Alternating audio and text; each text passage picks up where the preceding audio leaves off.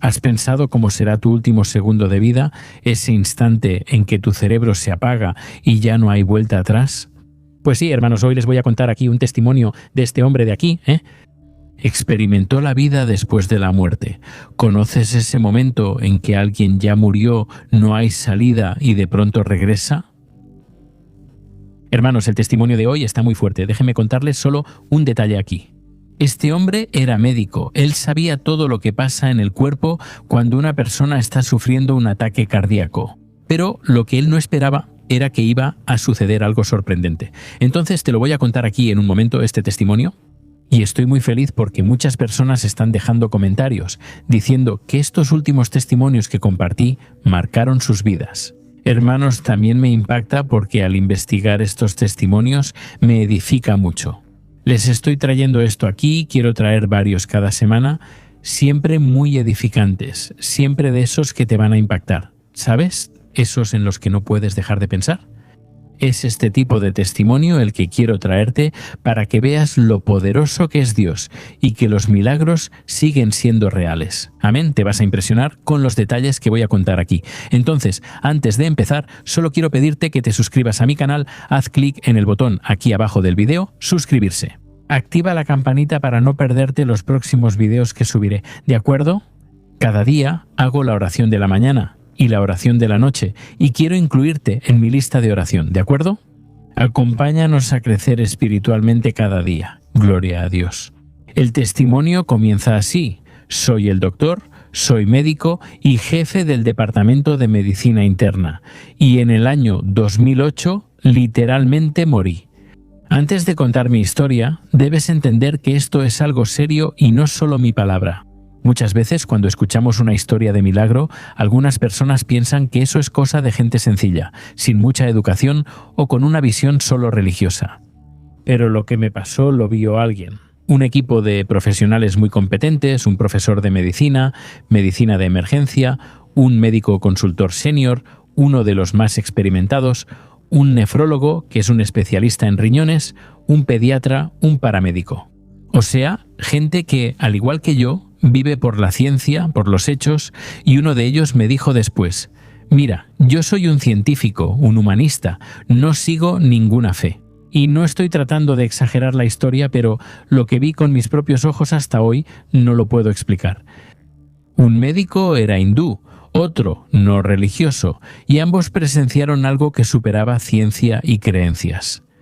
Por eso, cuando les preguntan si fue un milagro, siempre responden igual: no hay otra explicación.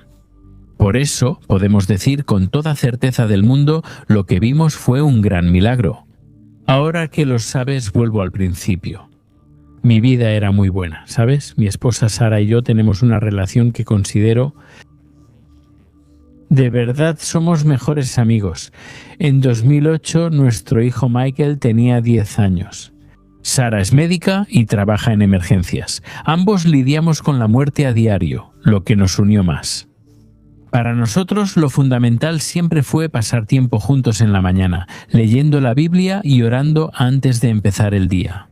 Era nuestro puerto seguro, pero yo no sabía que, en poco tiempo, ese puerto seguro sería lo único a lo que mi familia podría aferrarse.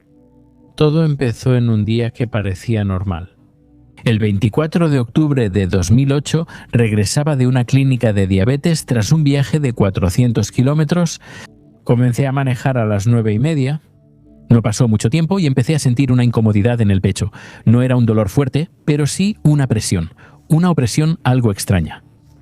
Y como médico, lo primero que uno hace es tratar de encontrar una explicación lógica y sencilla. Debe ser algo que comí. Y entonces seguí manejando. En el carro estaba una médica recién graduada, pasante en su primer empleo. Ya había manejado casi 350 kilómetros cuando sentí un mareo muy fuerte. Me sentí tan mal que tuve que orillarme. Por primera vez admití ante alguien que algo no estaba bien. Me volteé y le dije: siento una molestia en el pecho, no sé qué es, pero empieza a doler mucho. Y ella me contó, después que en ese momento se le heló la sangre, se puso pálida. Imagínate la escena, una doctora novata en medio de la nada, con su jefe diciéndole que puede tener un problema en el corazón. Intenté mantener la calma, le pedí. ¿Puedes checar mi pulso? Era lo único que podíamos hacer ahí. Ella lo revisó y parecía normal, pero mi instinto de médico me decía que era algo mucho más serio. Salí del carro y llamé a Sara. Sara, me molesta el pecho, no me siento bien, le dije. Y ella, como médica, ya hizo las preguntas correctas. ¿Es dolor lo que sientes? ¿Crees que puedes conducir hasta el hospital? Le dije que sí, que podía llegar. El plan era ir directo. Hospital en Green Valley. Entonces volví al coche y empecé a conducir hacia un pueblito llamado Oak Ridge. Pero mientras conducía, sentí una certeza muy fuerte en mi corazón. Una voz muy clara me decía que tenía que parar en la clínica de ahí. Así que llegué al centro de salud de Oak Ridge como a la 1 de la tarde. Pero, para complicar las cosas, el médico se había ido a almorzar. Expliqué a la recepcionista y a la enfermera quién era y pedí un electrocardiograma. Fueron muy atentas, me hicieron el examen y entonces pasó algo bastante inusual. Me entregaron el resultado. Como el médico no estaba, ellas me dieron el papel, ya que era médico y paciente a la vez, y al verlo, mi mundo se derrumbó. Vi lo que nosotros, los médicos, llamamos elevación del segmento ST. En palabras más simples, eso significaba que yo estaba teniendo un infarto en la parte inferior de mi corazón. El impacto fue enorme. Yo estaba viendo mi propio diagnóstico de ataque cardíaco y dije en voz alta: «Dios mío, estoy teniendo un ataque cardíaco». El miedo se apoderó de mí.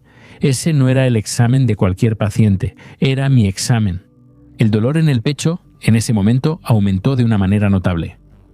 Pedí que llamaran al médico. Cuando llegó, intentó calmarme. «Mira, tienes 39 años, no puede ser un ataque al corazón, probablemente es solo mala digestión». Sabía que él estaba tratando de tranquilizarme, pero el dolor era real, era aplastante. Me llevó a la sala de al lado para otro examen, que era la sala de reanimación. Al lado de la cama vi el carro de emergencias y encima de él el desfibrilador. Me acosté ahí, sintiendo un dolor terrible mientras ellos me conectaban al monitor. Me dieron morfina pero no funcionó y el dolor empeoró. En ese momento, Sara, preocupada por la falta de noticias, llamó de nuevo. Contesté y traté de decirle la verdad. «Sara, estoy en el centro de salud de Oak Ridge, me hicieron un electrocardiograma». «Te diré algo, pero cálmate, estoy teniendo un infarto ahora». Intenté parecer fuerte y le dije que no se preocupara, que ya venía la ambulancia. Mientras estaba acostado en esa cama, miré el monitor cardíaco. Vi que mi frecuencia cardíaca subía, mi presión arterial subía. Y mi último pensamiento consciente fue: «Esto no es nada bueno». Después de eso todo se volvió escuro. O que aconteceu en seguida. Solo lo sé porque, por la gracia de Dios, sobreviví para poder escuchar los relatos. Me dijeron que tuve una convulsión fuerte y luego mi corazón se detuvo, entré en paro cardíaco. El equipo de la clínica y mi pasante iniciaron el masaje cardíaco de inmediato y me conectaron al desfibrilador. El registro del aparato, que guardo hasta hoy como prueba de lo que Dios hizo, cuenta una historia de desesperación. La primera descarga se dio a la 1:44 de la tarde, después la segunda a la 1:46, entre cada descarga. Eran 2 minutos de masaje cardíaco sin parar, pero mi corazón simplemente no respondía. Uno de los paramédicos que llegó después me dijo que, normalmente, si la persona va a volver, sucede tras las primeras descargas. Pero contigo no pasaba nada. Luego vino la tercera y cuarta descarga. La frustración en la sala era enorme. Me contaron que era como si le estuvieran gritando a mi corazón: «Vamos, vamos, reacciona». Luego vino la quinta, sexta y séptima descarga. Mientras tanto, mi esposa Sara iba en coche con mi colega, el doctor Ben Cartem. Ella me contó que escuchaba las noticias por teléfono y con cada palabra era como una puñalada en su corazón. Ella oyó al doctor Cartem guiando al equipo a distancia y siempre respondían: «Lo intentamos una y otra vez, pero no tenemos éxito». Luego ocurrió el 8º, 9º y 10º choque. Sara me contó que ese pensamiento la atormentaba en el auto. «Dios mío, ¿qué voy a hacer con mi vida? ¿Cómo le voy a decir a mi hijo que perdió a su padre. Y entonces vino el 11º choque, el 12º, 13 choques se dieron a lo largo de 48 minutos, y entonces ocurrió lo peor. La máquina volvió a analizar mi ritmo cardíaco y ya no recomendó más choques. Mi corazón había pasado de una arritmia a una línea recta, a sistolia, silencio total en el monitor, muerte clínica. En ese momento llegó el doctor Steve Baker, un médico senior experimentado. Él me confesó después con total sinceridad: «Mira, yo fui el más incrédulo que te puedas imaginar. Le dije al doctor Carter por teléfono: esto es una pérdida de tiempo. Cuando llegue allá, él va a estar muerto o vivo, y mi presencia no va a hacer la menor diferencia. Yo creo que él va a estar muerto». Y cuando entró en la sala, vio que su peor sospecha era cierta. Describió la escena como algo propio de una película de terror. Había una tensión enorme en el aire, un cuerpo totalmente sin vida, y el monitor que mostraba una línea recta era un cadáver. Sin duda, mientras la ciencia decretaba mi final, una batalla espiritual comenzaba. Sara, en el auto, completamente desesperada, llamó a su papá, que vivía allá en la India. Cuando ella llorando dijo que recogería mi cuerpo, él gritó al teléfono. Y entonces, en medio de su propio dolor, él le dijo las palabras que lo cambiarían todo. A partir de ahí, él le dijo lo siguiente: «No te preocupes, hija mía, Dios tiene el control de todas las situaciones». Él habló a mi corazón y me dijo que debes orar cuando llegues allá. Ve y ora. En la clínica, el doctor Baker se preparaba para el procedimiento final y anunció a todos en la sala: «Tian está muerto». Una de las doctoras jóvenes, al saber que Sara venía, pidió: «Su esposa está en camino. ¿Podemos esperar a que llegue?». Ellos estuvieron de acuerdo en hacer 2 ciclos más de masaje como un gesto de respeto y entonces detenerse definitivamente. En ese momento, cuando la ciencia ya se había rendido, mi esposa entró en la sala. Ella me describió la escena con un dolor que aún no puedo sentir. Yo estaba acostado, pálido y con el cuerpo frío, sin vida. El doctor Baker le tomó la mano y le dijo: «Sara, lo siento mucho, pero Sian se ha ido. Puedes ir a despedirte de él». Ella se acercó, tomó mi mano, que según ella estaba fría como la muerte. En ese momento mi cuerpo ya no tenía vida. A la 1:20, el tiempo para esa oportunidad de recuperación, aunque fuera milagrosa, según la medicina, ya se había agotado de forma irreversible, y su corazón se rompió. Pensó: «Perdí a mi mejor amigo». Pero entonces, en medio de ese dolor insoportable, de esa falta de esperanza, de repente ella recordó las palabras de su padre y eso resonó en su mente: «Ve, hija mía, y cuando llegues allá, ora». Entonces se arrodilló junto al cuerpo, llorando, y oró con una fe que ni ella misma sabía que tenía. Ella dijo: «Dios, él solo tiene 39, yo 38 y un hijo de 10. Padre, necesito un milagro ya». Y los médicos me contaron. Después de que el silencio en la sala era total, solo interrumpido por el sonido continuo y monótono del monitor que indicaba la línea recta. Ellos estaban parados de forma muy respetuosa, esperando a que ella terminara para que pudieran por fin desconectar los aparatos. Para ellos era solo un procedimiento de compasión, darle a la esposa un último momento. Nadie esperaba absolutamente nada. En ese silencio sepulcral, uno de los paramédicos oyó un sonido que no debía estar allí. Un suspiro débil, casi imperceptible, que salió de mi pecho. Él contó que se volteó hacia el doctor con los ojos muy abiertos, como preguntando: «¿Escuchaste eso?». Y casi simultáneamente, antes de que alguien pudiera procesar qué era ese sonido, el monitor cardíaco, que estaba en silencio y plano, emitió un solo bip, y luego otro y otro más. Y Sara me dijo que por un segundo pensó que lo estaba imaginando, que el dolor era tan grande que su mente estaba creando sonidos para consolarla. Entonces miró arriba, vio los rostros sorprendidos de los médicos y entendió que no era una alucinación. El sonido era real, ese bip era el sonido de la vida, volviendo. La confusión llenó la sala, pero era una confusión esperanzadora. Y alguien entonces gritó: Él está de vuelta, tiene pulso y le pidieron a Sara que se apartara. De pronto, el cuerpo que era tratado como cadáver volvió a ser un paciente crítico. El monitor mostraba un ritmo cardíaco caótico, pero era un ritmo, estaba vivo. La ciencia, que minutos antes había firmado mi acta de defunción, ahora corría desesperadamente para mantenerme vivo. La sala se llenó de actividad y luego el Dr. Baker me dijo: «Cian, la lucha aún no terminaba». Su corazón latía descontrolado y él empezó a darme grandes dosis de adrenalina. En ese momento, una espuma rosada salía por el tubo en mi garganta. Me subieron a una ambulancia y me llevaron al hospital de Green Valley. Mis amigos y colegas que habían venido a despedirse formaron una especie de corredor de honor. Nadie creía que yo sobreviviría al viaje. Y mi hijo, Michael, con la sabiduría de un niño de 10 años, le dijo algo a su madre que ella nunca olvidó. «Mamá, no te preocupes, Dios va a juntar las piezas otra vez. Él puede arreglar todo, y aunque pensaban transferirme a un hospital más grande en Capital City, Dios tenía otros planes». Una tormenta de granizo impidió el vuelo. La única opción era un medicamento muy arriesgado para disolver coágulos. Baker fue honesto con Sara y eso probablemente lo va a matar, pero es nuestra única oportunidad. Sara, con fe surgida del fuego, respondió: «Para él, Dios ya hizo un milagro».